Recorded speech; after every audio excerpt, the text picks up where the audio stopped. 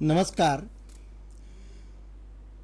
ઉચ્ચ શિક્ષણ કમિશનર શ્રીની કચેરી અને ગુજરાત સરકારના સંયુક્ત પ્રયત્નોથી આપ સૌ વિદ્યાર્થીઓ સમક્ષ આજે મેનેજમેન્ટ વિષયની અંદર અભિપ્રેરણ એટલે કે પ્રેરણા મોટિવેશન એના ઉપર આજે વ્યાખ્યાન આપવા માટે અમે 3 મિત્રો પધાર્યા છીએ. મારી સાથે મારી જ કોલેજના અને મારા સાહેબ કે જેણે મને ભણાવેલો એવા નવગુજરાત કોલેજના ઇન્ચાર્જ પ્રિન્સિપાલ રહી ચૂકેલા શ્રી MS પટેલ સાહેબ છે. હું એમનો જ વિદ્યાર્થી હતો અને આજે એ જ કોલેજમાં એ જ ખુરશી ઉપર હું પ્રિન્સિપાલ તરીકે બેઠો છું એમના આશીર્વાદથી. મારી બાજુમાં પ્રોફેસર ધર્મેન્દ્રભાઈ પટેલ, જેઓ પણ નરોડા કોલેજના એક બહુ જ સંનિષ્ઠ અધ્યાપક છે અને તેઓ પણ ખૂબ જ સુંદર પોતાના વિચારોની દ્રઢતાપૂર્વક રજૂઆત કરવા માટે જાણીતા છે. તો મિત્રો, આ પરિચય પછીથી આપણે આજે મોટિવેશન અભિપ્રેરણ એટલે કે પ્રેરણા ઉપર જઈશું. મિત્રો, પ્રેરણા એટલે શું આ સૌથી પહેલાં સમજવું પડે. અભિપ્રેરણ એટલે કે પ્રેરણા એટલે કે પ્રોત્સાહન એ બહુ સામાન્ય એક જ ખ્યાલ છે. એનો કન્સેપ્ટ સમજી લઈશું તો આપણને આ વસ્તુ ખ્યાલ આવશે. કોઈ પણ વ્યક્તિને કોઈ પણ કામ કરવા માટે પ્રોત્સાહન પૂરું પાડવું, એને ઉકસાવવો એ વધુ સારી રીતે કામ કરે એટલા માટે, અથવા એવી રીતે એને પ્રેરવો કે જેથી એ પોતાનું કામ કરવા માટે પ્રેરાય, લલચાય, તો આ બાબતને અથવા આવી રીતે એને પ્રેરવાની ટેકનિકને આપણે મોટિવેશન અથવા તો પ્રેરણા તરીકે ઓળખી શકીએ. વિદ્યાર્થી મિત્રો, આ બહુ સામાન્ય ખ્યાલ છે. આજે જ્યારે તમે સ્કૂલની અંદર ભણતા હતા અને કંઈક સારું કામ તમે કરો અથવા સ્કૂલમાં પહેલો નંબર લાવો, રમતગમતમાં હો અને ક્યાંક ઇનામ જીતી લાવો, તો તરત તમને કહેવામાં આવે કે ભાઈ ચલો, શાબાશી આપવામાં આવે કે બહુ સરસ કામ કર્યું, વખાણવામાં આવે. સ્કૂલમાં બધા વિદ્યાર્થીઓ વચ્ચે ઊભા કરી અને સાહેબ તમારા માટે 2 શબ્દ બોલે, એનાથી તમારી છાતી ગજગજ ફૂલે. અને એના પરિણામ થાય કે ના, આ વખતે તો હું આટલું કર્યું છે ને, આનાથી વધારે કરીશ. તો આ એક માનવ સ્વભાવની એક ખાસિયત છે કે કોઈ પણ વ્યક્તિને આપણે કંઈક કામ કરવા માટે પ્રોત્સાહિત કરીએ, સારા શબ્દો કહીએ, એને સારી રીતે સગવડ આપીએ, એને જે વસ્તુ જોતી હોય, એની જે તકલીફો હોય એ તકલીફો દૂર કરીને વસ્તુ આપીએ, તો એ વધુ કાર્ય કરવા માટે અથવા તો જે તે કાર્ય કરવાનું છે સારી રીતે કરવા માટે એ ચોક્કસ પ્રેરાય, એ પ્રયત્નો કરે. અને એનું જ નામ આપણે મેનેજમેન્ટની પરિભાષામાં પ્રેરણા અથવા તો અભિપ્રેરણ તરીકે આપણે એને ઓળખીએ છીએ. તો આ બાબત આપણે ઇનામો આપીએ છીએ. તમને ખ્યાલ છે કે ભાઈ આ પ્રથમ ઇનામ આપ્યું, બીજું ઇનામ. શા માટે? તમને પ્રોત્સાહન આપવા માટે. રમતગમતની અંદર તમે કોઈ નાનકડી દોડ હોય કે નાનકડી પેલી લીંબુ ચમચીની હરીફાઈ હોય, કોથળા દોડ હોય, આંધળાનો ગોળીબાર હોય, આવું સ્કૂલમાં તમે રમતોમાં ભાગ લઈને આવ્યા છો, પણ ત્યાં પેલા ઇનામ રાખ્યા હોય અને પછી જાહેરમાં તમારું સન્માન થાય. હવે ઇનામ કદાચ નાનકડું હોય, 5-25 રૂપિયાનું હોય, ઇનામની કિંમત નથી. કિંમત છે તમને જાહેરમાં શાબાશી આપીને વધુને વધુ આ દિશામાં કાર્ય કરવા માટે પ્રોત્સાહિત કરવાની. તો આ બાબતને આપણે પ્રેરણા કે અભિપ્રેરણ તરીકે ઓળખીએ છીએ. માનવ સ્વભાવ એવો છે કે જો કોઈ એની ટીકા કરે તો માણસ નિરુત્સાહ થઈ જાય છે. આપણને કોઈ 2 શબ્દો કહે, ખખડાવે, તો ભાઈ તરત આપણે રીસાઈ જઈએ છીએ. નાના બાળકો હોય ને, કેવા આપણે રીસી જઈએ છીએ કે જાઓ, હું તમારી સાથે નહીં બોલું, હવે હું આમ નહીં કરું. તો આ નકારાત્મક ખ્યાલ થયો, આ નેગેટિવ બાબત થઈ. અને જો તમને પછી ઘરના વડીલ ગુસ્સે થયા હોય, ઠપકો આપ્યો હોય, પછી શાંતિથી ખભે હાથ મૂકી પ્રેમથી બરડે પંપારતા તમને શાંતિથી સમજાવે કે બેટા આમ નહીં, આમ કરવાનું. પછી તરત તમે આર્ગ્યુમેન્ટ કરો કે મારું આમ નહીં, આમ કહેવાનું હતું. તરત વડીલ પાછી એ વાત સાંભળી અને એમનું દ્રષ્ટિબિંદુ તમને સમજાવે. પછી તમે તમારી તકલીફો રજૂ કરો કે મારે આવું કરવું હતું પણ મને આ તકલીફ હતી, તો તરત એ બીજી વાર આ કામ કરવામાં એ તકલીફ દૂર થાય. એ માટે જે તમારે સાધન જોતા હોય, સરંજામ જોતો હોય, તો એ બધી સગવડ કરી આપે. તો તમારો ઉત્સાહ બેવડાય કે ના, હવે તો હું બહુ સરસ કામ કરીશ. એટલે આમ શબ્દો જે છે, વર્તન જે છે, એ કાં તો માણસને કામ કરવા માટે નિરાશા તરફ લઈ જાય, નેગેટિવ અભિગમ તરફ લઈ જાય, નકારાત્મક વલણ તરફ પણ દોરી શકે છે.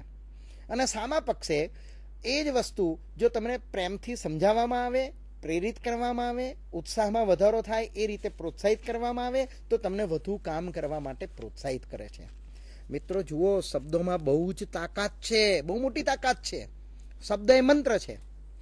મંત્રની અંદર જેટલી તાકાત છે એટલી શબ્દમાં છે. તમે કોઈ વ્યક્તિને એક ગાર ભાડો કે અપશબ્દ કહો, તરત પેલો ગુસ્સે થઈ જશે, એક લાફો મારશે. તદ્દન અજાણ્યો માણસ છે, તમારી જોડે મારામારી કરવા હશે, કારણ કે તમે એને અપશબ્દ બોલ્યા છો. એનું માન સ્વમાન હણાયું છે, માટે એને ગુસ્સો આવે છે અને માટે એનું વર્તન તમારા તરફ બદલાઈ જાય છે. પણ એ જ વ્યક્તિને તદ્દન અજાણ્યો છે, પણ આપણે એને પ્રેમથી મળીએ, ગુડ મોર્નિંગ કહીએ, જય શ્રી કૃષ્ણ કહીએ, શાંતિથી નમસ્કાર કરીએ, તો એને એમ થાય કે ના ભાઈ આ કોઈક સજ્જન છે, સામેથી નમસ્કાર કરશે, જય શ્રી કૃષ્ણ કહેશે, પરિચય થશે અને પરિણામે તમારો એ સારો મિત્ર બનશે અને તમને મદદરૂપ થવાનો પ્રયત્ન કરશે. તો આ શબ્દમાં કેટલી તાકાત છે. કોઈની જોડે મીઠાશથી બોલીએ તો એ આપણા માટે આશીર્વાદ બની જાય, અને જો કોઈની સાથે કડવાશથી બોલીએ તો એ નકારાત્મક ખ્યાલ બની જાય. તો આ જ વાત જીવનના પ્રત્યેક ક્ષેત્રમાં પણ લાગુ પડે છે, અને એ જ વાત આપણે મેનેજમેન્ટની અંદર સમજવાની છે. અને એને મોટિવેશન એવું અંગ્રેજીમાં નામ આપ્યું છે, પ્રેરણા કે અભિપ્રેરણ એવો શબ્દ આપ્યો છે. પણ આ બીજું કશું જ નથી કે એક જાતના સાચી દિશામાં કામ થઈ શકે એ માટેના પ્રયત્નો કરવાની એક વિભાવના છે. તો આપણે વિચારીએ કે પ્રેરણા કે અભિપ્રેરણ એટલે શું, એની જો વ્યાખ્યા આપીએ તો શ્રી જુશિયસે એક આવી વ્યાખ્યા આપી છે કે ઈચ્છિત કામ કરવા કોઈને કે પોતાને પ્રેરવાની ક્રિયાને અભિપ્રેરણ કહી શકાય. એટલે આપણે કોઈ ચોક્કસ કામ કરવા માટે કોઈને દોરવાનો છે, માર્ગદર્શન આપવાનું છે અને એવા પ્રયત્ન કરવાના કે જેથી એ વ્યક્તિએ કામ કરવા માટે લલચાય. બીજી એક વ્યાખ્યા સીટી મોર્ગને આપી છે. અભિપ્રેરણ એક આંતરિક સ્થિતિ છે જે આપણને અમુક લક્ષ્ય પ્રત્યે દોરી જાય છે. એટલે કહેવાનું તાત્પર્ય શું છે કે શબ્દો દ્વારા તમારી માનસિક પરિસ્થિતિને, એટલે કે તમારી આંતરિક પરિસ્થિતિને આપણે એવી રીતે જાગૃત કરવાનો પ્રયત્ન કરીએ છીએ કે તમે ચોક્કસ દિશામાં, જે પેલો માણસ પ્રેરક, તમને પ્રેરણા આપનાર, તમને શાબાશી આપનાર વ્યક્તિ ઈચ્છે છે એ દિશામાં તમે જાણે અજાણે પણ એ કાર્ય કરવા તરફ પ્રેરાવો છો, દોરાવો છો. એટલે આ એક આંતરિક મનઃસ્થિતિ છે જે આપણને ચોક્કસ લક્ષ્ય પરત્વે દોરી જાય છે. બીજી વ્યાખ્યા જે મેનેજમેન્ટ સંચાલનના બહુ જ જાણીતા ભીષ્મ પિતા ગણાય એવા ડૉક્ટર G.R. ટેરી સાહેબે આપેલી છે. એમણે એમ કહ્યું કે પ્રેરણા એટલે વ્યક્તિમાં રહેલી ઈચ્છા કે જે તેને અમુક પગલાં ભરવા માટે ઉત્તેજન આપે છે. ટૂંકમાં મિત્રો, તમારામાં ઈચ્છા શક્તિ તો હોવી જ જોઈએ. મન હોય તો માર્ગે જવાય. જો તમારામાં ઈચ્છા શક્તિ જ નહીં હોય તો પછી તમે આ વસ્તુ કરી શકવાના નથી. હવે એ ઈચ્છા શક્તિને વધુ પ્રજ્વલિત કરીને વધુ એવી રીતે આપણે પ્રસરાવવાની છે કે જેથી તમને વધુને વધુ કાર્ય કરવા માટે પ્રોત્સાહન મળી રહે, તમને એ દિશામાં કામ કરવાની વધારે રુચિ થાય, તમને આનંદ બેવડાય, એ કામ કરવા માટેનો વધુને વધુ અનુકૂળતા ઊભી થાય. તો આ બાબતને આપણે પ્રેરણા કે અભિપ્રેરણ તરીકે ઓળખીશું. અહીંયા ફરીથી સ્પષ્ટતા કરી દઉં મિત્રો કે પ્રેરણા પોઝિટિવ અને નેગેટિવ, એટલે હકારાત્મક કે નકારાત્મક હોઈ શકે છે. હમણાં જ કહ્યું એમ કે કોઈ માણસ કામ બગાડે તો આપણે એને ગુસ્સે થઈને ઠપકો આપીએ, ખખડાવીએ, આ કામ આવી રીતે કરાતું હશે, ભાન નથી પડતું, ડફોર છું, બેવકૂફ છું, ગધેડો છું, તો તરત પેલી વ્યક્તિના દિલમાં એ વ્યક્તિ પરત્વે એક જાતની ખારાશ વધશે, એને એના પરત્વે એક જાતનો અભાવ થશે, એક જાતની કટુતા સર્જાશે. હવે જો આ બધી વસ્તુઓ કેવી છે, માનસિક પરિસ્થિતિ છે, આંતરિક પરિસ્થિતિ છે, અને એના કારણે તમને એમ થાય કે હવે આ કામ કર્યું તો સાહેબે મને કીધું ને, અમારે કામ કરવું જ નથી, તો તમે કેવા થઈ ગયા, નેગેટિવ થઈ ગયા, નકારાત્મક પરિસ્થિતિ પેદા થઈ ગઈ અહીંયા. તો આ નકારાત્મક શબ્દોમાં મેં કહ્યું શબ્દ એ મંત્ર છે, મંત્રમાં શક્તિ છે, તાકાત છે, અને એ તાકાત અહીંયા નકારાત્મક બની ગઈ. હવે ફરીથી સાહેબે મને ગધેડો કીધો, બેવકૂફ કીધો, હવે હું આ કામ ફરીથી કરીશ જ નહીં, તો તમે એનાથી અલિપ્ત થઈ ગયા, તમારી જાતને એનાથી દૂર કરી દીધી. તો આ પ્રેરણા થઈ, પણ એ કેવી થઈ ગઈ, નકારાત્મક થઈ ગઈ. આપણે પોઝિટિવ હકારાત્મક પ્રેરણાની જો વાત કરીએ તો તમારી ભૂલ થઈ હોય તો સાહેબ પ્રેમથી કહે, હે બેટા કેમ ભૂલ થઈ, શું કર્યું, અરે યાર આવું કરાય, એની જગ્યાએ આપણે આમ કર્યું હોત તો આ કામ ચોક્કસ, તો તમને તમારી પોતાની ભૂલ સમજાય, તમે એ ભૂલનો સ્વીકાર કરો અને તરત કહો કે હા સાહેબ મને ખ્યાલ બહાર ગયું, હવે હું ચોક્કસ એ રીતે પ્રયત્ન કરીશ. અને તમે એ ભૂલ પરત્વે સજાગતા કેળવશો અને ફરીથી એવી ભૂલ કરશો નહીં, અને વધુ સારી રીતે કાર્ય કરવા માટે શક્તિમાન બનશો. તો આ વાત થઈ હકારાત્મક કે પોઝિટિવ કે સકારાત્મક અભિપ્રેરણની. આમાંથી પ્રેરણાના લક્ષણો કેટલાક થયા. પહેલું લક્ષણ છે પ્રેરણા આંતરિક છે. બીજું લક્ષણ છે અભિપ્રેરણ એ સતત પ્રક્રિયા છે. ત્રીજું લક્ષણ છે માનવ વર્તન ઘડતરમાં પ્રેરણા મહત્વનો ભાગ ભજવે છે. ચોથી બાબત છે પ્રેરણા કે અભિપ્રેરણ એ મૂળભૂત જરૂરિયાત છે. પાંચમી બાબત છે અભિપ્રેરણાઓ અનેક હોય છે. અને છઠ્ઠી બાબત છે અભિપ્રેરણામાં ફેરફાર થાય છે. હવે આપણે આ ક્રમ અનુસાર એના લક્ષણો તપાસતા જઈએ તો પહેલું છે પ્રેરણા આંતરિક છે. કોઈ પણ કાર્ય કરવું કે ન કરવું, કેવી રીતે કરવું, એ માનવ સ્વભાવના મનમાંથી વણાતી બાબત છે. જેમ કાપડનું તમે વણાટકામ કરો છો અને કાપડ થાય છે એ બહાર છે, એ બાહ્ય પરિસ્થિતિ છે. પણ કોઈ વ્યક્તિ પોતાના મગજમાં નક્કી કરી નાખે કે હું આમ જ કરીશ, તો આ આંતરિક પરિસ્થિતિ છે. હું આ કામ કરીશ, આવી રીતે કરીશ, આ પ્રકારે કરીશ, તો આ બાબત જે છે એની આંતરિક મનસ્થિતિ સૂચવે છે. પ્રેરણા નજરે દેખાતી નથી. કોઈ માણસ પોઝિટિવ છે કે નેગેટિવ છે નજરે ના દેખાય. કેટલાક માણસો એવા હોય મુખ મેં રામ બગલ મેં છુરી જેવા, તમારી જોડે મીઠી મીઠી વાતો કરે પણ પેટની અંદર પાપ હોય. તો એ માણસો એ તમારી આગળ વાતો ભલે ગમે એટલી ડાહી ડાહી કરે પણ એ કામ સારી રીતે નથી કરવાના. કેટલાક માણસો કડવા હોય, એની જીભ કડવી હોય, કાણાને કાણો કહી દે, સાચી વાત તમને કહી દે, પણ પરિણામે કે એના પેટમાં પાપ ન હોય, તમારું અહિત કરવાની કોઈ ભાવના ન હોય. જો તમે આટલી વાત સમજો તો તમને એના પ્રત્યે કોઈ દુર્ભાવ ન થાય અને એની સાચી વાતનો સ્વીકાર કરશો તો તમે ચોક્કસ આગળ આવી શકો. એટલે ટૂંકમાં કામ કરવું, કેવી રીતે કરવું, આ વ્યક્તિ પોતાના માનસિક વિચારો દ્વારા નક્કી કરે છે. એટલે પ્રેરણા એક આંતરિક પરિસ્થિતિ છે કે જેની આંતરિક ઈચ્છાઓને, સુસુપ્ત ઈચ્છાઓને જાગૃત કરી અને આપણે એને વધુ કામ કરવા માટે પ્રેરવાનો છે કે લલચાવવાનો છે. અભિપ્રેરણ એ સતત પ્રક્રિયા છે. આ બીજું લક્ષણ પણ મિત્રો અગત્યનું છે. આપણે એમ કહી દીધું કે એકવાર કોઈને કહ્યું કે હા સરસ ચલ ભાઈ, હા તું પાસ થઈ જઈશ ને સારા ટકાએ એટલે આપણે તને સ્કૂટર અપાવીશું. 10માં કે 12માં દીકરો હોય એટલે બાપા કે તારે સ્કૂટર જોઈએ છે, બાઇક જોઈએ છે. હવે તો બાઇકનો જમાનો આવી ગયો. તો બાપા એમ કે ભાઈ તું 12મું પાસ કર, હું તને બાઇક અપાવીશ કોલેજ જવા માટે. હા, પણ આવું એકવાર કહી દીધું એટલે વાર્તા પૂરી થઈ ગઈ. અથવા 12માં સારા ટકા લાઈન બાઇક આપી દીધું, યસ મારો છોકરો હવે ફરે છે, કોલેજ જાય છે, બીજા વર્ષે કોલેજમાં ફેલ થઈને ઊભો રહ્યો. તો તમને પ્રેરણા સતત આપવી પડે કે ભાઈ હા, જો 12માં આટલા સરસ ટકા લાવ્યો તો પપ્પાએ બાઇક અપાવ્યું ને, તો હવે તારે એફઆઈની અંદર સારા ટકા લાવીશ તો તને શું અપાવું, તને શાની જરૂરિયાત છે? તો પેલો કહે કે ના મને પપ્પા હવે મોબાઈલ જોઈએ છીએ. તો કે ઓલ રાઈટ, આપણે સારા ટકા લાવે, આટલા ટકા લાવે, નંબર લાવે, આમ કર તો ચોક્કસ તને આપણે મોબાઈલ આપવાનો છે. તો એ સતત બીજા વર્ષે તમને પ્રેરણા આપી. આ મોબાઈલ આવી ગયો ને તમે ચેટિંગમાં રમવામાં પડી ગયા, પાછું ધોરકું ધોરીને ઉભા રહી જાઓ, ઓછા ટકા લાવો, ફેલ થાવ, તો એ ના ચાલે. પાછું એસવાયની પરીક્ષામાં ભાઈ આ વખતે હવે સારી રીતે આપણે ગઈ વખત કરતાં વધારે સારો દેખાવ કરવાનો છે. તો આપણે તરત માગણી મૂકીશું, પપ્પા હવે તો મારે લેપટોપ જોઈએ છીએ.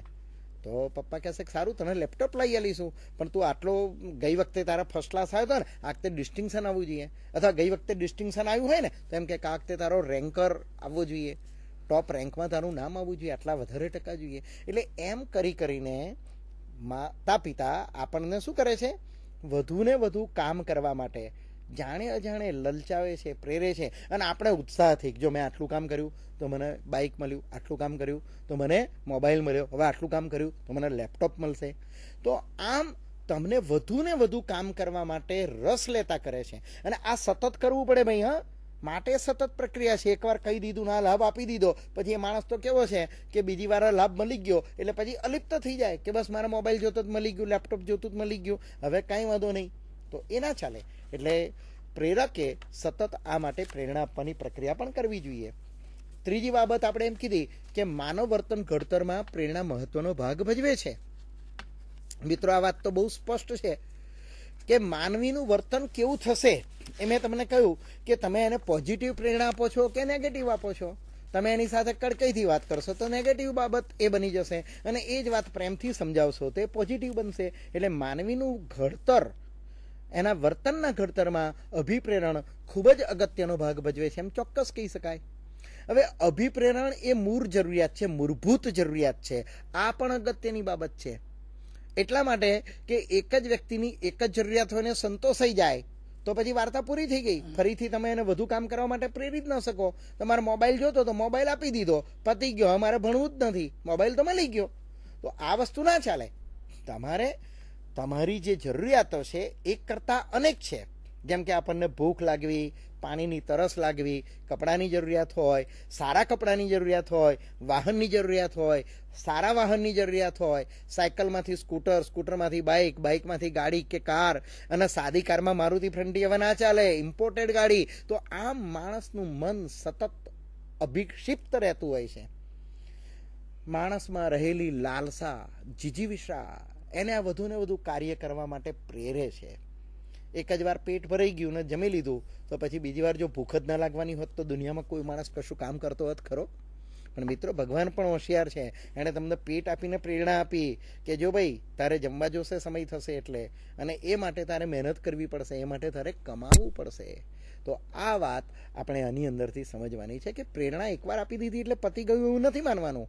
સતત એને આપણે ચાલુ રાખવી જોઈએ, સતત એને પ્રોત્સાહન પણ પૂરા પાડતા રહેવું જોઈએ. પ્રેરણા મૂળભૂત જરૂરિયાત છે. હવે જે માણસને જેની જરૂરિયાત હોય ને એ જ તમે એને આપો. એની જરૂરિયાત ના હોય, દાખલા તરીકે ડાયાબિટીસ વાળાને કહે કે હું તને દૂધપાક પૂરીનું જમણ આપીશ, હું તને લાડુ ખવડાવીશ, હું તને ગુલાબજાંબુ ખવડાવીશ, તો એ ક્યાંથી તૈયાર થવાનો છે કે ભાઈ હું તો ડાયાબિટીસ વાળો છું, મને તો આ વસ્તુ કામમાં નથી આવવાની. તો પ્રેરણા એ તમારી મૂળભૂત જરૂરિયાત હોવી જોઈએ. તમને એ વસ્તુ મેળવવાની અભિપ્સા, ઈચ્છા હોવી જોઈએ. અને જ્યારે એ વ્યક્તિ તમને એ જરૂરિયાત પૂરી કરી અને તમારી ઈચ્છાને સંતોષવાનો પ્રયત્ન કરે છે ત્યારે તમે પોઝિટિવ વર્તન કરો છો. એટલે આ એક મૂળભૂત જરૂરિયાત છે. પ્રેરણાઓ અનેક હોય છે, એક જ વાત નથી. કોઈને ખાવું છે, ભૂખ લાગી, પણ ખાવાની અંદર આપણે એમ કહીએ કે ના મારે ખાવું છે એટલે પિઝા ખાવાનું મન થયું છે, ઢોસો ખાવાનું મન થયું છે, મને ઇડલી સંભાર ખાવાનું મન થયું છે. તો મિત્રો, આ વસ્તુ કેવી છે કે પ્રેરણા એક કરતાં અનેક રીતે સંતોષી શકાતી હોય છે, એક કરતાં અનેક વિકલ્પો હોય છે. માણસને એકવાર ભૂખ લાગે એટલે જમી લીધું ના, તરસ લાગે એટલે પાણી પી લીધું તો પતી ગયું એવું નથી. માણસની જરૂરિયાતો અનંત છે. Man is a bundle of desire. માણસ એક ઈચ્છા શક્તિનું પોટલું છે.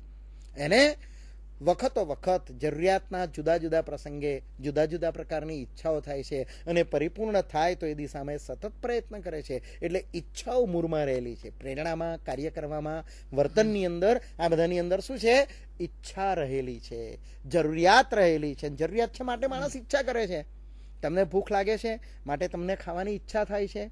ખાવાની ઈચ્છા થાય છે તો તમે એ દિશામાં પ્રયત્ન કરો છો ભૂખ સંતોષવા માટે. જો પૈસા હોય તો એ પ્રકારે, ન હોય તો કમાઈને પૈસા મેળવી અને સાંજે જમવાનો પ્રયત્ન કરો છો. તો આ બાબત પ્રેરણા એ અનેક રીતે, દાખલા તરીકે એની પ્રેરણાની આગળ આપણે ચર્ચા કરીશું કે માણસને ક્યારેક અધિક સંતોષ મળી જાય ને પછી એના આત્મસન્માનની પ્રેરણા એને પ્રોત્સાહન પૂરું પાડે, ગર્વની ભાવના એને પ્રોત્સાહન પૂરું પાડે, એની પ્રસિદ્ધિની ભાવના એને પ્રોત્સાહન પૂરું પાડે.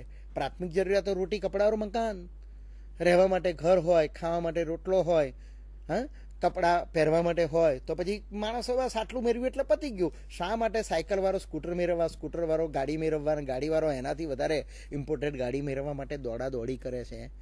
કારણ કે ઈચ્છાઓ અનેક છે અને એ ઈચ્છા એકમાંથી બીજામાં, બીજામાંથી ત્રીજામાં એમ પરિવર્તન પામતી રહે છે. એટલે આવી અનેક ઈચ્છાઓ, અભિપ્રેરણાઓને આપણે પૂરી પાડી અને વ્યક્તિને પ્રેરક બની શકીએ છીએ. અભિપ્રેરણમાં ફેરફાર થાય છે. એટલે જરૂરિયાત પ્રસંગે અથવા જરૂરિયાત મુજબ એમાં ફેરફાર પણ થાય. એક વખત તમારી ઈચ્છા સાયકલ લેવાની હોય, પણ ધારો કે પગે તકલીફ થઈ તો હવે સાયકલ તમારી જરૂરિયાત સંતોષી શકવાની નથી. ધારો કે પગે કંઈક એક્સિડન્ટ થયો તો પછી હવે એ ઈચ્છા તમારી પૂરી થવાની નથી. તો તમે પછી બીજી રીતે સંતોષવાનો પ્રયત્ન કરશો કે હવે મારે સાયકલ નહીં, ટ્રાયસિકલ જોઈએ, અથવા ટ્રાયસિકલ હાથે ચલાવવામાં તકલીફ પડતી હોય, થોડા વધારે પૈસા મળે તો હવે હું એવું મોપડ લઈ લઉં, ભલે અપંગ થઈ ગયો પણ મારે જવા આવવા માટે. એટલે મૂળ જરૂરિયાત સાયકલની હતી પણ એની અંદરથી એનું પરિવર્તન થયું. એટલે સમય, સંજોગો અને પરિસ્થિતિ બદલાય એમ તમારી ઈચ્છાઓમાં પણ ફેરફાર થાય છે. હમણાં મેં કહ્યું એમ કે બહુ જ ભૂખ્યો માણસ હોય તો ગમે એવો સૂકો રોટલો ખાવાની ઈચ્છા થાય, પણ પછી જો વ્યવસ્થિત હોય તો આજે હવે દાળ ભાત રોટલી શાક ખાવાનું, સારું ખાવાની ઈચ્છા થાય. સૂકો રોટલો નહીં ચાલે. હવે એક દાડો ચલાવી લીધું, હવે દાળ ભાત રોટલી શાક ખાધા પછી એમ થાય કે ના ના, અઠવાડિયા 10 દિવસથી આ ખાઈએ છીએ, કંઈક મિષ્ટાન પણ ખાવું જોઈએ. અને મિષ્ટાને રોજ ખાતા હોય તો પછી એમ થાય કે ના ના, હવે કંઈક સારી હોટલમાં જઈને બહાર ખાઈએ. એમાં પાછા પંજાબી કે કોન્ટિનેન્ટલ ફૂડ ખાવાની ઈચ્છા થાય. એટલે આ વસ્તુ કેવી છે, એમાં જરૂરિયાત મુજબ ખાવાની મૂળભૂત ઈચ્છા છે, પણ એમાં આ ફેરફાર થાય છે. એટલે માનવ સ્વભાવમાં જે જરૂરિયાત, જે એની ઈચ્છા શક્તિ છે, એ ઈચ્છા શક્તિમાં સમય સંજોગો પ્રમાણે બદલાવ આવે એ પ્રમાણે એની જે જરૂરિયાત બદલાય છે અને એ પ્રમાણે એની પ્રેરણા પણ બદલવી જોઈએ, અને બદલશો તો એ માણસ સારી રીતે કામ કરવા માટે પ્રેરાવાનો છે. જરૂરિયાતમાં વધઘટ થાય છે, એના કારણે પ્રેરણામાં વધઘટ થાય. પહેલાં માણસનો પગાર ઓછો હોય તો એને તમે પગાર વધારો આપવાની વાત કરો તો એ વધુ કામ કરશે. પછી પગાર એટલો મળી ગયો કે ના હવે કંઈ વાંધો નથી, તો ભાઈ તમે કહો કે હવે 100 વધારે પગાર આપીશ તો એ કામ કરવા તૈયાર ના થાય. સાહેબ મારે ખાવા કેટલું જોઈએ, બધું મળી રહે છે, અમારે કંઈ નથી કરવું. તો પછી ત્યાં પ્રેરણા પૂરી પાડવા માટેની ટેકનિક બદલવી પડે, કારણ કે એની જરૂરિયાતમાં ફેરફાર થઈ ગયો. હવે પૈસાથી એને તમે પ્રેરણા નહીં આપી શકો, પણ તમે એનો કહો ભાઈ તારું જાહેરમાં માન સન્માન કરીશું, સાલ ઉઠાડીને બહુમાન કરીશું, ફુલારથી સ્વાગત કરીશું, તો એમ થાય કે ચાલો તારે હવે એની ઈગોની, ગર્વની, આત્મસન્માન અને આત્મસિદ્ધિની એક નવી જે અભિપ્સા એટલે કે ઈચ્છા શક્તિ ઊભી થયેલી હતી એને વધુ કામ કરવા માટે પ્રેરી શકાય. આપણે નાનકડો કારકુન હોય કે પટાવાળો હોય એને 5-50 રૂપિયા તમે વધારાના આપીને 1 કલાક બેસાડી શકો, પણ મેનેજર હોય ને કે 50 ની 100 આપીશ તો બેસશે ના. પણ તમે એને એમ કહો કે તમારું આ કામ ટાર્ગેટથી પૂરું કરશો અને વધુ સમય આપશો તો આપણે તમારું સન્માન કરીશું, બહુમાન કરીશું, રાષ્ટ્રપતિ એવોર્ડ મળશે, તો તરત એ વધારાના પૈસા વગર, ગાંઠના પૈસા ખર્ચી, વધુ સમયનો વ્યય કરી અને એ દિશામાં પ્રયત્ન કરશે. તો અહીંયા પ્રેરણાનું સ્વરૂપ બદલાઈ ગયું છે, એની જરૂરિયાત બદલાઈ ગઈ માટે એનું સ્વરૂપ બદલાઈ ગયું છે. વ્યક્તિ મુજબ પ્રેરણા અલગ અલગ હોય. દરેક વ્યક્તિ એક સરખી નથી. દરેક વ્યક્તિને પોતપોતાના આગવા વિચારો છે, આગવા ખ્યાલો છે, એની પોતાની આગવી જરૂરિયાત છે. એટલે જેને જે પ્રકારની જરૂરિયાત હોય એ પ્રકારની પ્રેરણા આપવી જોઈએ, એ પ્રકારની અભિપ્સા પૂરી કરવાનો પ્રયત્ન કરવો જોઈએ. એક વ્યક્તિને આ ઈચ્છાથી સંતોષ થાય, બીજી વ્યક્તિને આનાથી ન પણ થાય. દાખલા તરીકે ભૂખ લાગી છે, જમવું છે. ગુજરાતી માણસને દાળ ભાત રોટલી શાકની થાળી મળે તો એને સરસ મળે, પણ મદ્રાસીને આ બધું ના ભાવે, એને તો એના રાઈસ કે ચાવલ કે એ જ જોતું હોય. તો દરેકને ભૂખની ઈચ્છા છે, પણ એની જરૂરિયાત જે છે એ જુદી જુદી છે, એની ઈચ્છા શક્તિ જે છે એ જુદી જુદી છે. એટલે દરેકને પ્રેરણા આપવાની પદ્ધતિ પણ જુદી જુદી દાખલ કરવી પડે. એટલે અહીંયા દરેક વ્યક્તિને આપવાની પ્રેરણા અલગ અલગ હોઈ શકે છે. પરિતૃપ્તિનો અભાવ નિરાશા જન્માવે છે. આ પણ એક એનું લક્ષણ છે પ્રેરણાનું. તમે જો તૃપ્ત થઈ જાઓ તો પછી 2 વસ્તુ બનશે કે હવે આપણે આગળ કામ નથી કરવું, આપણે સંતોષ થઈ ગયો, અને એનાથી તમે હવે આગળ કશું કામ કરવા માટે પ્રેરાવાના નથી. પણ તમારી પ્રેરણા બદલાઈ, તમારી જરૂરિયાત બદલાઈ, જરૂરિયાતનું સ્વરૂપ બદલાયું, તો પ્રેરણા આપવાની પદ્ધતિ બદલતા તમને વધુ કામ કરવા માટે પ્રેરણા કે પ્રોત્સાહન આપી શકાશે. પણ જો તમારામાં પરિતૃપ્તિ આવી ગઈ અથવા પરિતૃપ્તિનો અભાવ, તમે અનેક પ્રયત્નો કર્યા છતાં એને અચીવ ન કરી શક્યા, તો પછી એમ થઈ ગયું પેલા શિયાળની વાર્તા જેવું કે દ્રાક્ષ ખાટી છે, હવે કૂદકા મારવા નથી.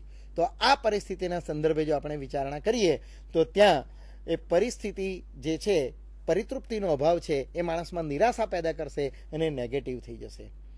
પ્રેરણાનું ક્ષેત્ર પણ ઘણું વિશાળ છે, અનેક રીતે પ્રેરણા આપી શકાય. માનવીની જરૂરિયાતો જે હોય એ ઘણી બધી છે અને એ પ્રમાણે પ્રેરણા આપી શકાય. કેટલીક પ્રેરણાઓથી માનવી પોતે પણ અજાણ હોય છે કે આમ કરવાથી મને ફાયદો થશે કે નુકસાન જશે, એનો એને ખ્યાલ પણ નથી હોતો. પણ એનો સર્વે કરી અને તમે વ્યવસ્થિત રીતે આ વ્યક્તિને શું કરવાથી વધુ કામ કરવા માટે પ્રેરી શકાય. અને પ્રેરણાથી કર્મચારીના જુસ્સામાં પણ વધારો થાય છે. કર્મચારીને એમ થાય કે જો મને આ કામ કરવા માટે આવી રીતે પ્રોત્સાહન આપવામાં આવશે, મારા માલિકોએ મને આટલું વળતર આપ્યું છે, અથવા તો મને આ રીતે વધારાનો લાભ આપવાની એક વાત કરી છે, વિચારી છે, તો એને વધુ કામ કરવા માટે ઉત્સાહ પેદા થાય છે, એના જુસ્સામાં વધારો થાય છે. તો આ બધા લક્ષણો આપણે પ્રેરણાના કે અભિપ્રેરણાના કયા. અને હવે મિત્રો, જે માનવીની જરૂરિયાતોની આમાં બધી વાત કરીને એ જરૂરિયાતોના સંદર્ભે MS પટેલ સાહેબને હું વિનંતી કરું કે એ માર્ગદર્શન આપે. MS પટેલ સાહેબ. મિત્રો, ત્રિવેદી સાહેબે કીધું તે પ્રમાણે તમારા કર્મચારીઓ સતતપણે ઊંચા જુસ્સાથી કંપનીમાં નિષ્ઠા સાથે સતત કામ કરવા પ્રેરાતા રહે તો કંપની ઓછામાં ઓછા ખર્ચથી ઉત્પાદનના સાધનોનો ઇષ્ટતમ ઉપયોગ કરીને મહત્તમ ઉત્પાદન સમાજને આપશે, જેથી સમાજની જરૂરતો સંતોષાશે. Maximum welfare of maximum people can be achieve only by maximum output or production. કોઈ પણ રાષ્ટ્રના લોકોને વધુમાં વધુ સુખી કરવા હોય તો વધુમાં વધુ ઉત્પાદનની જરૂર પડે. આ ઉત્પાદન માટે અર્થશાસ્ત્રીઓએ લેન્ડ, લેબર, કેપિટલ અને ઓર્ગેનાઇઝેશન એટલે કે જમીન, શ્રમ, મૂડી અને વ્યવસ્થાતંત્ર આની વાત કરેલી છે. જે પૈકી માનવ જે સાધન છે તે જીવંત છે અને બાકીના બધા જ એ નિર્જીવ છે. આ જીવંત સાધને બાકીના નિર્જીવ જે સાધનો છે તેમની પાસેથી ઉત્પાદન મેળવવાનું છે. અને આ ઉત્પાદન મેળવતી વખતે કંપનીનો જે સંચાલક છે, કંપનીનો જે માલિક છે, એ માલિકે આ વ્યક્તિ ખૂબ ઊંચા જુસ્સાથી, ખૂબ નિષ્ઠાથી, પ્રામાણિકતાથી તેની આવડત હોય, એની કાબેલિયત હોય, એનો જે અનુભવ હોય એનો મહત્તમ ઉપયોગ કરી અને એ કામ કરે તો સંચાલકો અથવા કંપની જે હેતુ માટે સપાય છે, આપણે જાણીએ છીએ તે પ્રમાણે કંપનીનો મુખ્ય હેતુ એ નફો કરવાનો છે કે વધારાની સંપત્તિનું સર્જન કરવાનું છે. નફો એક સંપત્તિ જ છે. 100 રૂપિયાનો ખર્ચ કરીને 120 રૂપિયાની આવક થાય તો 20 રૂપિયા નફો થયો, એ 20 રૂપિયા વધારાની મિલકત જ છે.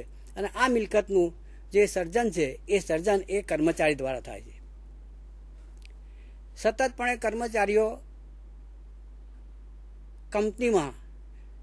કંપનીના ઉત્પાદન દ્વારા મૂલ્ય વૃદ્ધિ કરે, વેલ્યુ એડિશન, મૂલ્ય વૃદ્ધિ થવી જોઈએ. વેચાણની આવક, એમાંથી ધંધાની બહારથી ખરીદેલ માલસામાન અને જે સેવાઓ છે બાદ કરતાં જે કંઈ વધ્યું તે મૂલ્ય વૃદ્ધિ ગણાય છે. અને આ મૂલ્ય વૃદ્ધિ એ સમાજના લોકો વચ્ચે વહેંચાય છે. ધંધાની સાથે સંકળાયેલા મહત્વના 4 પાસા, જેમાં કર્મચારી આવે અને આ કર્મચારીને વેતન અને વેતન સિવાયની સગવડો અને લાભ મળે. બીજા ભાગે રોકાણકારો આવે. રોકાણકારોમાં કંપનીને ઇક્વિટી રીતે રૂપે અથવા જો જોખમની મૂડી રૂપે જે મૂડી પૂરી પાડે છે તે લોકો આવે, જેને શેરહોલ્ડરો કહેવામાં આવે છે. અને બીજી સંસ્થાઓ જે ઉછીના ધીરે છે એ નાણાં ધીરનારાઓ, આ બંનેને એ મૂલ્ય વૃદ્ધિમાંથી કેટલોક ભાગ મળે છે. સરકારશ્રી એ રાજ્ય સરકાર હોય, કેન્દ્ર સરકાર હોય કે સ્થાનિક સરકાર હોય, આ સરકારો ધંધા ઉદ્યોગ માટે ઇન્ફ્રાસ્ટ્રક્ચર અને બીજી કેટલીક સગવડો પૂરી પાડે છે. તો એ લોકો માટે મૂલ્ય વૃદ્ધિમાંથી સારો એવો રકમ એ ટેક્સ તરીકે, પ્રત્યક્ષ ટેક્સ અથવા તો પરોક્ષ ટેક્સ રીતે રકમ એમને પ્રાપ્ત થાય છે. અને ધંધાને પોતાના માટે, કંપનીને પોતાના માટે એ ઘસારાની રકમ મળે અને નહીં વેચેલો જે નફો છે એ નફો એની પાસે પ્રાપ્ત થાય છે. એટલે મૂલ્ય વૃદ્ધિ એ સતતપણે એ થવી જોઈએ. અને જે સમાજમાં ધંધાદારી એકમો મૂલ્ય વૃદ્ધિ કરતા રહે છે એ સમાજના બધા જ લોકો, ધંધા સાથે જોડાયેલા બધા જ લોકો એ ઝડપથી બહુ સારી રીતે સંપત્તિવાન અને સુખી થાય છે. કંપનીના સંચાલનમાં અગાઉ કયા પ્રમાણે આયોજનથી માંડીને છેક અંકુશ સુધીની એક આખી સરંગ પ્રક્રિયા છે.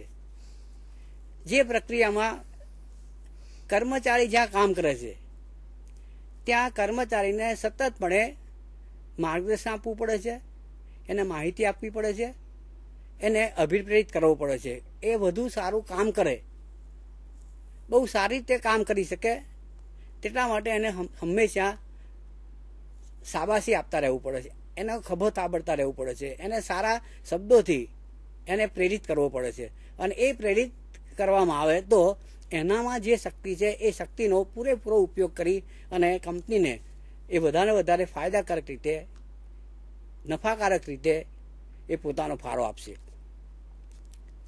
માનવીની જે જરૂરતો છે એ જરૂરતોની બાબતમાં જો વાત કરીએ તો નિષ્ણાત લોકોએ સંચાલનના જે નિષ્ણાત લોકો છે એ લોકોએ ઔદ્યોગિક મનોવિજ્ઞાન અને સામાજિક જે વિજ્ઞાન છે તેના આધારે જરૂરિયાતોનું વર્ગીકરણ કરેલું છે, જેમાં પહેલામાં પહેલી જરૂરત છે પ્રાથમિક જરૂરિયાતો.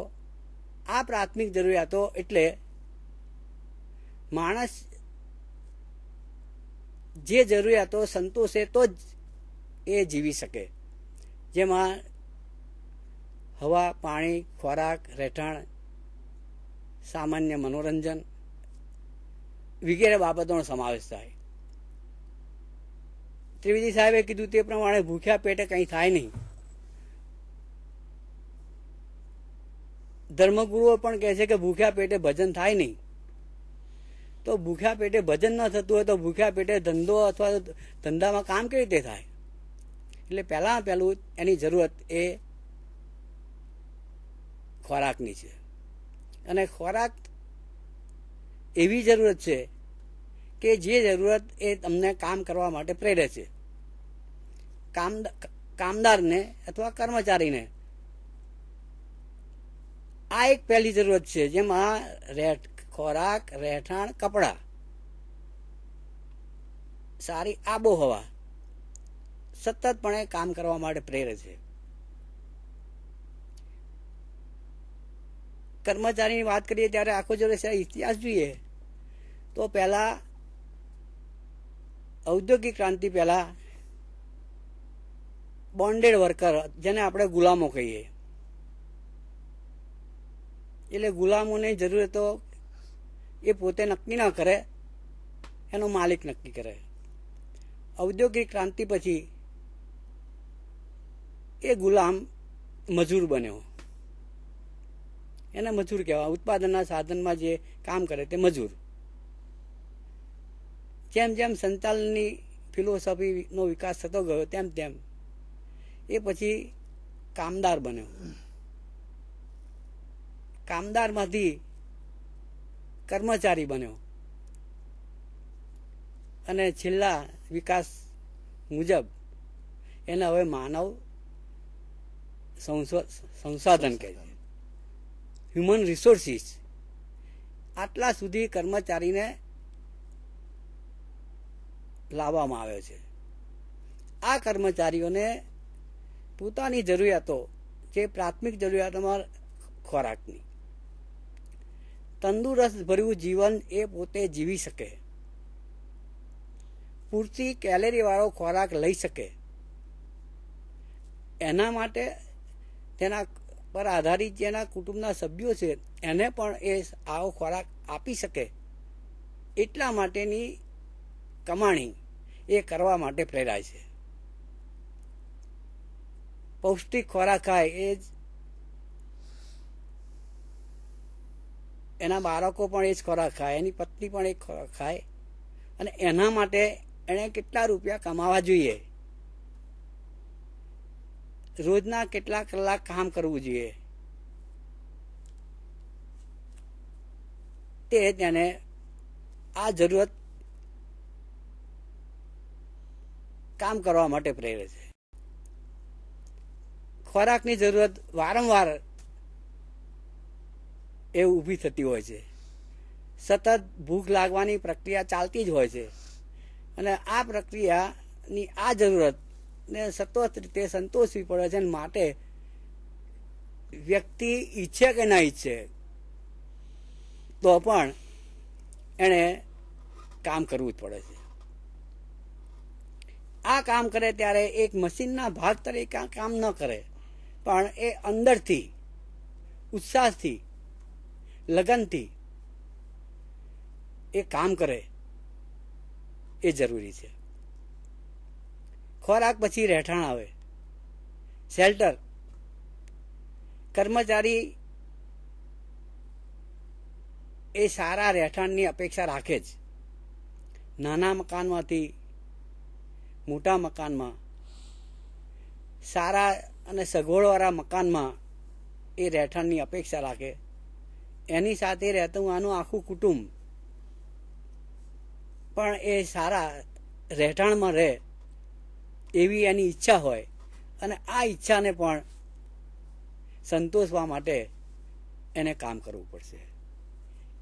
એ કામ કરવા માટે પ્રેરાશે, વધારાનું કામ કરવા માટે પ્રેરાશે. આ કર્મચારીએ આ જરૂરત પૂછ્યા પછી એણે ક્લોથિંગ કપડાની જરૂરત ઊભી થાય. કપડાં, પછી સારા કપડાં, સિઝન પ્રમાણેના કપડાં, એના બાળકો, એના કુટુંબીજનોને સારા કપડાં, આ બધી જરૂરતો છે. એ જરૂરતો એણે સતતપણે સંતોષવી પડે છે અને એના માટે એણે સતતપણે કામ કરવું પડે છે. એ જ રીતે સારું વાતાવરણ એ પણ એક જરૂરત છે.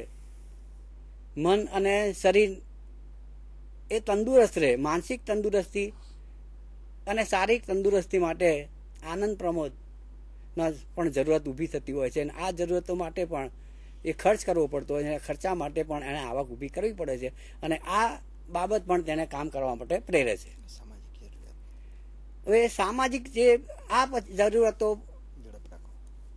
સંતોષી જાય, વારંવાર સંતોષવી પડે છે અને ત્યારબાદ બીજા તબક્કે આવે છે સામાજિક જરૂરિયાતો.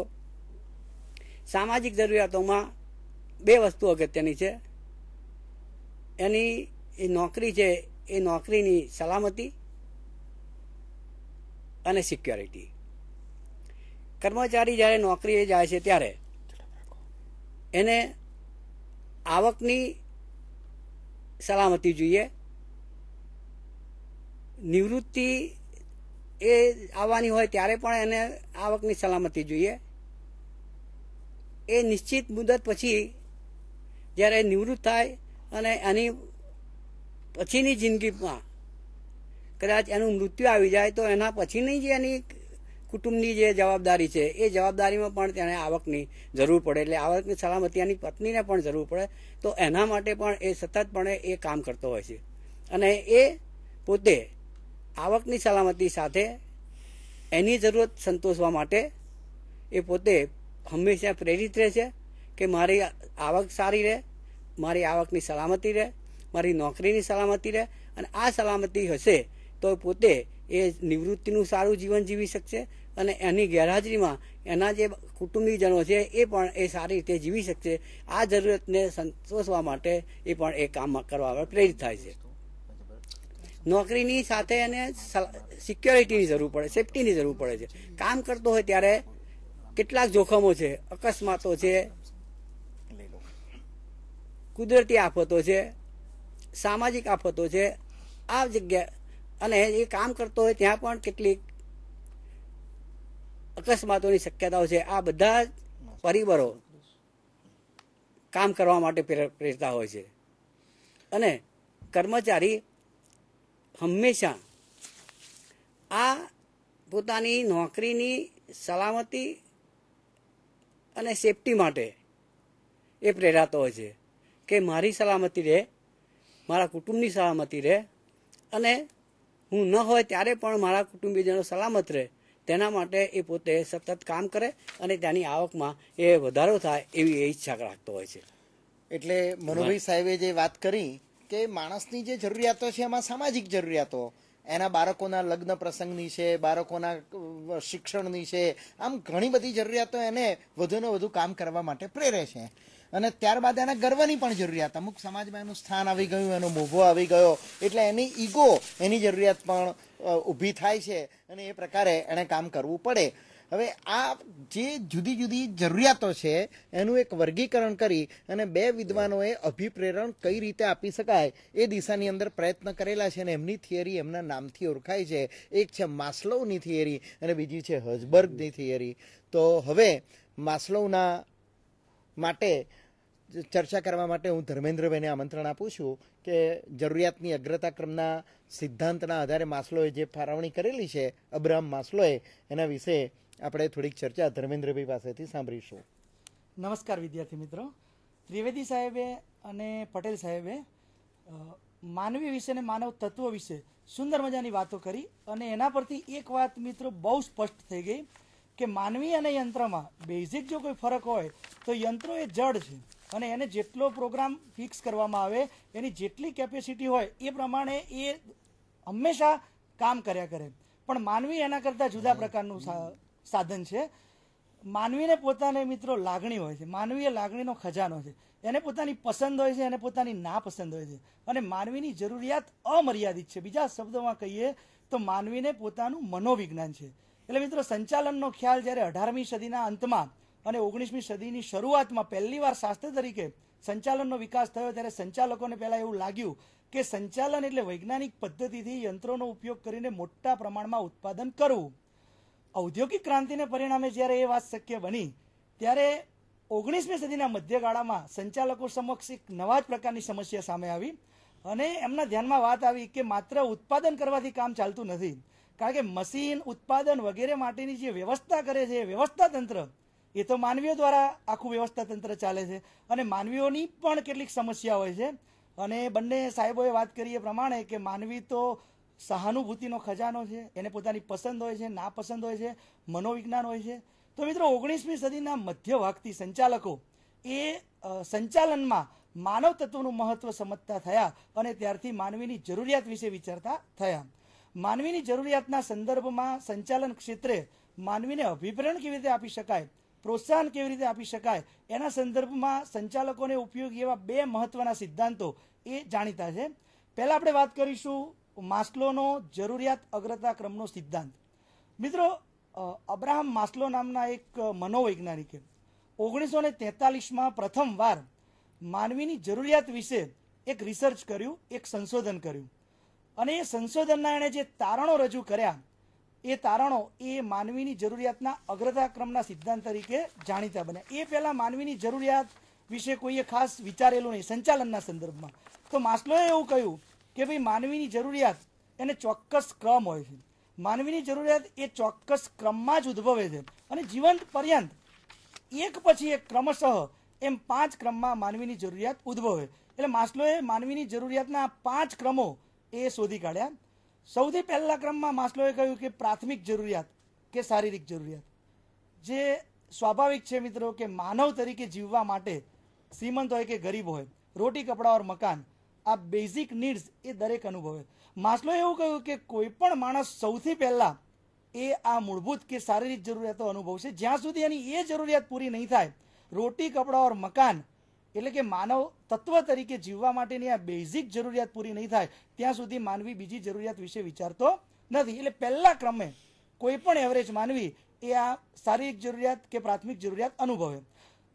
માસ્લોએ કહ્યું કે લગ્ન જીવન કે જાતીય જીવન એ પણ પ્રાથમિક જરૂરિયાત છે, જે માનવ સહજ છે, અને દરેક માનવી એ જરૂરિયાત અનુભવે.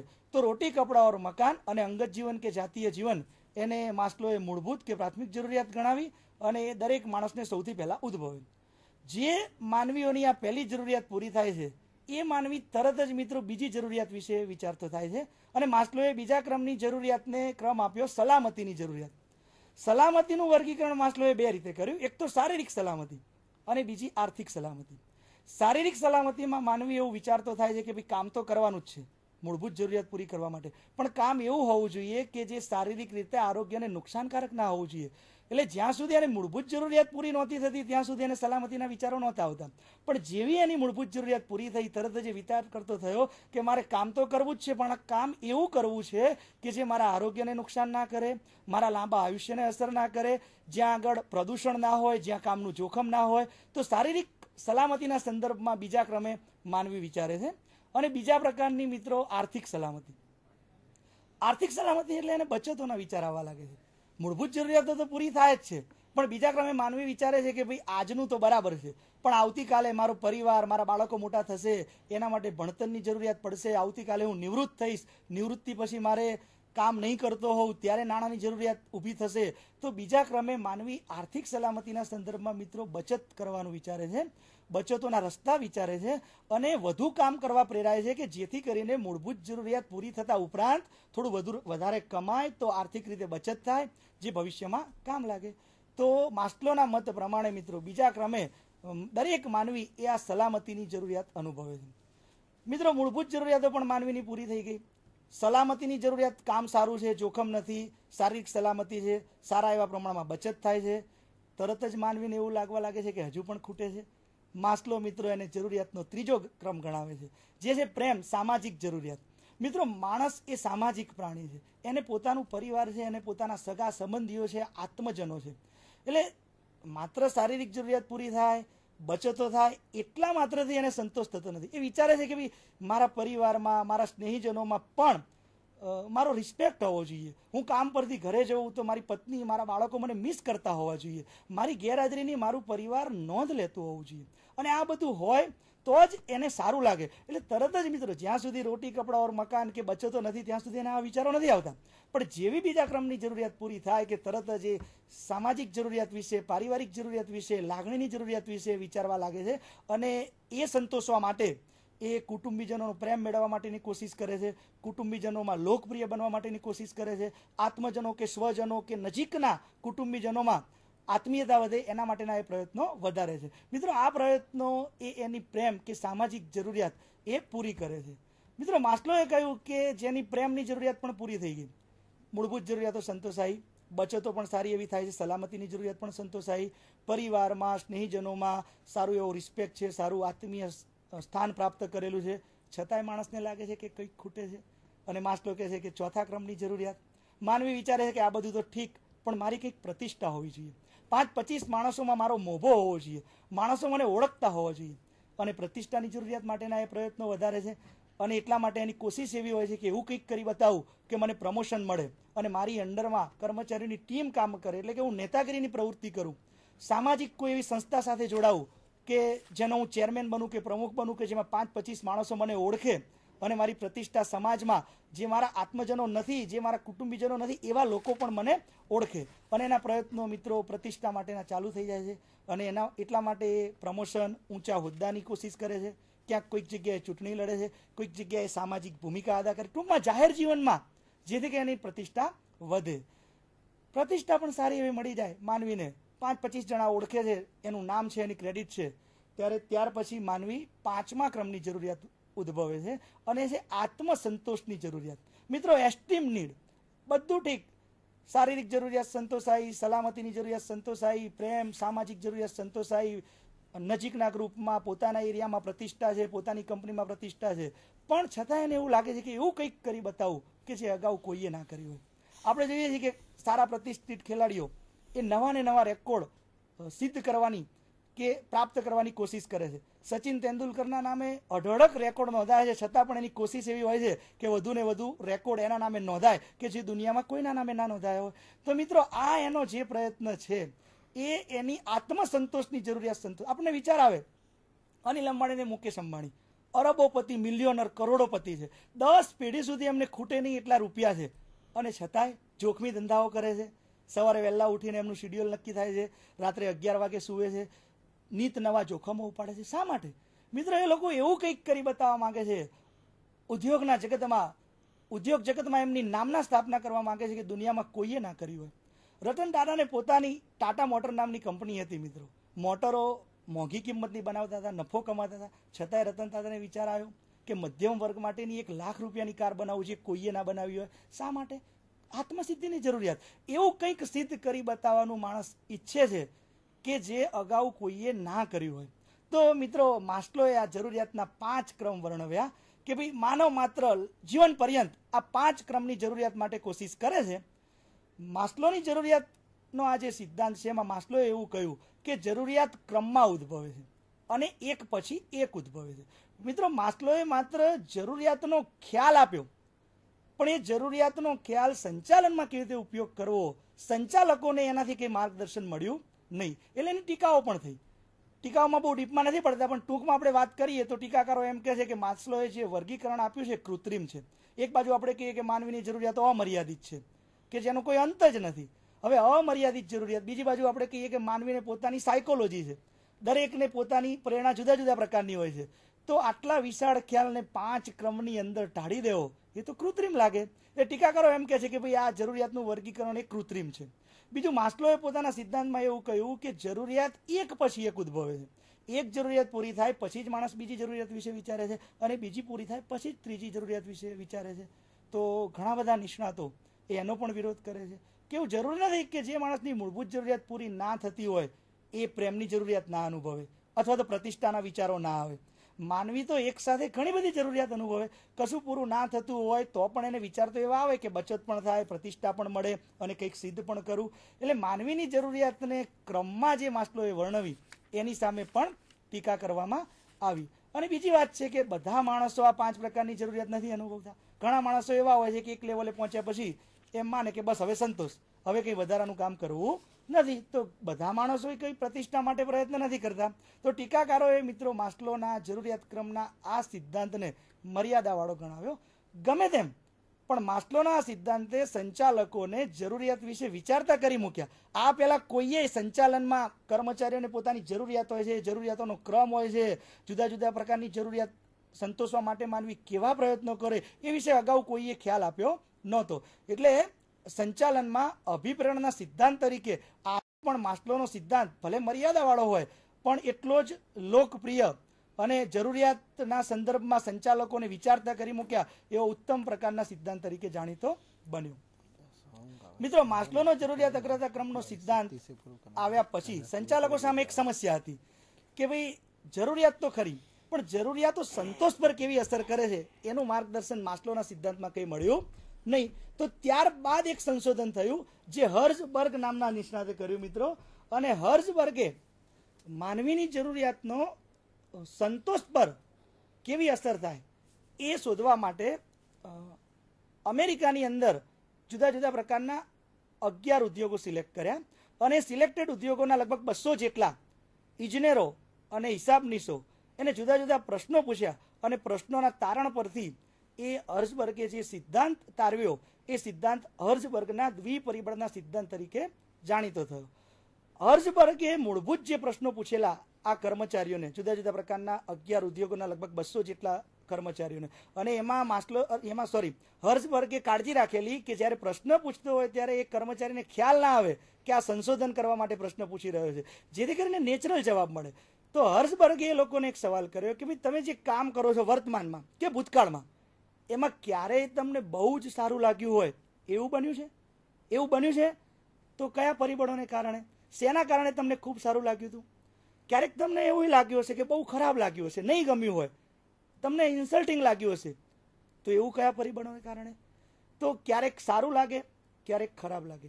આ 2 બાબતોને લગતા મહત્વના પ્રશ્નો પૂછીને હર્ઝબર્ગે મુખ્ય 2 પરિબળો નક્કી કર્યા જે દ્વિપરિબળોના સિદ્ધાંત તરીકે મિત્રો જાણીતા થયા. હર્ઝબર્ગે જે દ્વિપરિબળ કે 2 પરિબળોના સિદ્ધાંત તારવ્યો એમાં પહેલું પરિબળ છે આરોગ્યના પરિબળો, હાઇજેનિક ફેક્ટર. મિત્રો, હર્ઝબર્ગના સંશોધનનું તારણ એવું છે કે વ્યવસ્થા તંત્રની અંદર, સંચાલનની અંદર કેટલાક એવા પરિબળોની હાજરી આવશ્યક છે કે જેનાથી કર્મચારીઓનું અથવા તો વ્યવસ્થા તંત્રમાં કામ કરતા માનવીઓનું માનસિક આરોગ્ય એ જળવાય. વ્યવસ્થા તંત્રનું આરોગ્ય એ તંદુરસ્તી ભર્યું જોવા મળે. એટલે કે વ્યવસ્થા તંત્રમાં અંદર સંઘર્ષ ના હોય, અણગમો ના હોય, કર્મચારીઓ હતાશા ના અનુભવે, કર્મચારીઓ અસંતોષ ના અનુભવે. તો એના માટે જે પરિબળો આવશ્યક છે, એના માટે જેની હાજરી જરૂરી છે એ પરિબળો એટલે આરોગ્યના પરિબળો. પણ મૂળ જે મહત્વ છે હર્ઝબર્ગના સિદ્ધાંતનું, એનું મહત્વ એ છે કે આરોગ્યના પરિબળો એ સંતોષ ટકાવી રાખનારા પરિબળો છે. અત્યાર સુધી કોઈએ સંતોષ અને પરિબળો વચ્ચેનો સંબંધ તારવ્યો નહોતો, પણ હર્ઝબર્ગે એવું કહ્યું કે આરોગ્યના પરિબળો માનવીનો સંતોષ જાળવી રાખે છે. એનાથી સંતોષ વધતો નથી, પણ મિનિમમ ઇષ્ટ કામની તમે અપેક્ષા રાખતા હો, તંદુરસ્ત વ્યવસ્થા તંત્રમાં તમે અપેક્ષા રાખતા હોય તો બેઝિક જે પરિબળોની હાજરી જોઈએ છે, જે સંતોષ જાળવી રાખવાનું કામ કરે છે, એને આરોગ્યના પરિબળો કહેવાય. આ પરિબળોમાં હર્ઝબર્ગે 10 પ્રકારના પરિબળો ગણાવ્યા, જેમાં કંપનીની નીતિ અને વહીવટ સ્પષ્ટ અને તટસ્થ હોય તો સ્વાભાવિક રીતે કર્મચારીઓ સંતુષ્ટ જોવા મળે. ટેકનિકલ સુપરવિઝન ભેદભાવ વગરનું હોય તો કામદારો અને કર્મચારીઓ એ સંતુષ્ટ જોવા મળે. સુપરવાઇઝર સાથેના આંતર સંબંધો એ ઝઘડા રહિત અને સુલેહ ભર્યા પારદર્શક હોય તો પણ કર્મચારીઓ એ સંતુષ્ટ જોવા મળે. સાથી કર્મચારીના સંબંધો અંદર ગ્રુપિઝમ ના હોય તો સ્વાભાવિક રીતે વ્યવસ્થા તંત્રનું વાતાવરણ તંદુરસ્ત જોવા મળે. તાબેદાર સાથેના આંતર સંબંધો એ પણ જો સારા હોય તો કર્મચારીઓ એ સારી રીતે કામ કરે. પગાર બેઝિક વસ્તુ છે કે શોષણ ના થાય એટલો પગાર, એટલીસ્ટ જે કામ કરે છે એના બદલામાં એને યોગ્ય વળતર મળતું હોય તો કર્મચારી સંતુષ્ટ રહે. નોકરીની સલામતી એટલે કે કર્મચારીના માથે જોખમ ના હોવું જોઈએ કે ગમે ત્યારે માલિક એને નોકરીમાંથી કાઢી મૂકશે. નોકરીની સલામતી હશે તો સંતુષ્ટ રીતે કામ કરશે. પોતાનું અંગત જીવન, કાર્યની પરિસ્થિતિ, કાર્ય બહુ જોખમી ના હોય, કાર્ય સલામત હોય, દરજ્જો કે મોભો, પોતે જે કામ કરે છે એનું સમાજમાં સ્થાન. મિત્રો, આ બધા જે પરિબળો છે એ હર્ષબર્ગના મતે સંતોષ ટકાવી રાખવાનું કામ કરે છે. અને જો આ પરિબળોની હાજરી નહીં હોય તો અસંતોષ વધશે. એટલે એટલીસ્ટ વ્યવસ્થા તંત્રની અંદર હર્ષબર્ગનું કહેવું એમ છે કે આરોગ્યના પરિબળો તો જોઈએ જ. આરોગ્યના પરિબળોથી સંતોષ વધી જશે, વધુ કામ કરશે એવું માનવાનું કોઈ કારણ નથી. મિત્રો, હર્ષબર્ગે જે બીજા પ્રકારનું પરિબળ વર્ણવ્યું એ છે પ્રેરણાત્મક પરિબળો કે પ્રેરકો કે મોટિવેટર્સ. પ્રેરણા આપવા માટે મિત્રો આ પરિબળો બહુ મહત્વના છે. હર્ષબર્ગે પોતાના સંશોધનના તારણમાં રજૂ કર્યું કે આરોગ્યના પરિબળો તો સંતોષ ટકાવી રાખવાનું કામ કરે છે, પણ સંચાલકોને તો ઇન્ટરેસ્ટ એમાં છે કે ભાઈ સંતોષમાં વધારો કેવી રીતે કરવો. અને જો સંતોષમાં વધારો કરવો હોય તો હર્ષબર્ગ કહે છે કે એના માટે પ્રેરકો કે પ્રોત્સાહક પરિબળોની હાજરી હોવી જોઈએ. આવા પ્રેરકો કે પ્રોત્સાહક પરિબળો એ કર્મચારીના સંતોષમાં વધારો કરે છે, અને વધારો થશે સંતોષમાં તો જ માનવી એ વધુ સારું કામ કરવા માટે પ્રયત્ન કરશે. તો આ જે પરિબળો છે પ્રેરણાત્મક પરિબળો, એમાં સિદ્ધિ, કર્મચારી કંઈક એચીવ કરી શકે એવી એને તક મળવી જોઈએ તો એને વધુ ને વધુ એની કેપેસિટી કરતાં વધુ સારું કામ કરવાની પ્રેરણા મળશે. કદર કે સ્વીકૃતિ, પોતે કંઈ સારું કામ કરે, બીજા કરતાં વિશેષ કામ કરે તો એની નોંધ લેવાવી જોઈએ, એના બદલામાં એને પ્રોત્સાહન મળવું જોઈએ, સ્વીકૃતિ થવી જોઈએ, તો પણ એ વધુ સંતોષ અનુભવશે. પ્રગતિની તક, કંઈક નવું જાણવા મળે, કંઈક વિકાસ થાય, પોતાની પ્રગતિ થાય નોલેજના સંદર્ભમાં, તો જ માણસ એ વધુ સંતોષ અનુભવશે, કામ કરવા માટે પ્રેરાશે. કાર્ય સ્વયં એવું હોય, મોભાદાર હોય, સ્ટેટસેબલ હોય તો પણ એ વધુ કામ કરવા માટે તૈયાર થશે. વિકાસની શક્યતા અને જવાબદારીવાળું કાર્ય, દરેક માણસને એવું થાય કે વધુ ને વધુ જવાબદારીવાળું કાર્ય પોતાને સોંપાય તો વધુ કામ કરવા માટે પ્રેરાય. તો આ જે પ્રેરકો છે મિત્રો એ સંતોષ વધારવાનું કામ કરે છે. વિદ્યાર્થી મિત્રો, પરીક્ષામાં જવાબ લખો ત્યારે ખાસ યાદ રાખજો કે માત્ર આરોગ્ય વિષયક પરિબળો અને પ્રેરકો એની સ્પષ્ટતા મહત્વની નથી, પણ આ આરોગ્ય વિષયક પરિબળો અને પ્રેરકોનો રોલ કયો છે. તદ્દન સરળ કે આરોગ્ય વિષયક પરિબળો એ સંતોષ ટકાવી રાખવા માટે ઉપયોગી છે, જ્યારે પ્રેરકો એ સંતોષમાં વધારો કરે છે. આરોગ્ય વિષયક પરિબળોની ગેરહાજરી એ અસંતોષમાં વધારો કરે છે. આ આખા સિદ્ધાંતનું એ તાત્પર્ય છે. મિત્રો, હર્ષબર્ગના આ સિદ્ધાંતની પણ ટીકાઓ થયેલી છે, જેમાં કેટલાક ટીકાકારોએ કહ્યું છે કે પ્રેરકો હંમેશા પ્રોત્સાહન આપે એવું જરૂરી નથી. ઘણાને પ્રમોશન મળે, જવાબદારીવાળું કામ સોંપો, પણ છતાં એ સમજે કે ભાઈ આ તો રૂટીન પ્રક્રિયાનું ભાગ છે, આમાં કંઈ વધારે કામ કરવાની જરૂર નથી, આમાં કંઈ હરખાઈ જવાની જરૂર નથી. તો પ્રેરકો હંમેશા પ્રેરણા આપશે એવું માની શકાય નહીં. મિત્રો, આ દરેક કર્મચારી માટે લાગુ પડતું નથી. હર્ષબર્ગે વાત કરી કે આરોગ્ય વિષયક પરિબળોની હાજરી સંતોષ ટકાવી રાખે, પણ ઘણા એવા કામચોર કર્મચારીઓ પણ હોય કે બધું સારું હોવા છતાં કામચોરી કરે છે અને અસંતોષ અનુભવે છે. ઘણા બધા અન્ય લેખકો હર્ષબર્ગના આ સિદ્ધાંતને પણ મર્યાદિત ગણે છે. એટલે મિત્રો, સંતોષ માપી શકાતો જ નથી, સંતોષનું કોઈ પેરામીટર જ નથી, તો સંતોષના સંદર્ભમાં સિદ્ધાંત કેવી રીતે તારવી શકાય એવું ટીકાકારોનું માનવું છે. ગમે તેમ મિત્રો, પણ આ બંને સિદ્ધાંતો, માસ્લોનો સિદ્ધાંત અને હર્ષબર્ગના સિદ્ધાંતો, એણે સંચાલકોને જરૂરિયાત અને સંતોષ વિશે વિચારતા કરી મૂક્યા છે, અને કર્મચારીઓને અભિપ્રેરણ પૂરું પાડવા માટે આ બંને સિદ્ધાંતો ખૂબ જ ઉપયોગી છે, ખૂબ જ માર્ગદર્શક સાબિત થયેલા છે. બંને સિદ્ધાંતો વચ્ચે મિત્રો સામ્યતા પણ જોવા મળે છે, રજૂઆતની રીત જુદી છે. ટૂંકમાં કહી દઉં તો માસ્લોની જે પ્રથમ 3 જરૂરિયાત છે એ જેનાથી સંતોષાય એને હર્ષબર્ગે આરોગ્ય વિષયક પરિબળો ગણાવ્યા, અને માસ્લોની જે ઊંચા ક્રમની 4મી અને 5મી જરૂરિયાત છે, પ્રતિષ્ઠાની જરૂરિયાત અને આત્મસિદ્ધિની, એને હર્ષબર્ગે એ પ્રેરકો ગણાવ્યા. તો આ સુંદર મજાના આ બંને સિદ્ધાંતો મિત્રો કર્મચારીઓને પ્રેરણા આપવા માટે સંચાલકોને ખૂબ જ ઉપયોગી છે. હવે ત્રિવેદી સાહેબને વિનંતી કરીશ કે સમાપન કરશે. ત્રિવેદી સાહેબ. ખૂબ ખૂબ આભાર. બંને મિત્રોએ આજે ખૂબ જ સુંદર મનની રીતે આ વાત કરી, અને પ્રેરણા વિશે એક સાયકોલોજીકલ અભિગમ, મનોવિજ્ઞાનના અભિગમને, અને આની અંદર પણ હજુ આગળ છે થિયરી એક્સ, થિયરી વાય, માણસ જન્મજાત કામચોર છે, માણસ જન્મજાત કામચોર નથી, આ બધું જ. પણ મિત્રો, આ બધાથી તમને એક સ્પષ્ટપણે ખ્યાલ આવી ગયો હશે, અને આજે આ બાબત અંગે ચર્ચા કરવા બંને મિત્રો અમે આવ્યા. ગુજરાત સરકાર, બાયઝેક અને ઉચ્ચ શિક્ષણ કમિશનર શ્રી અમને જે આ તક આપી એ બદલ આપ સૌનો આભાર માનીએ છીએ. નમસ્કાર, વંદે માતરમ, જય હિન્દ.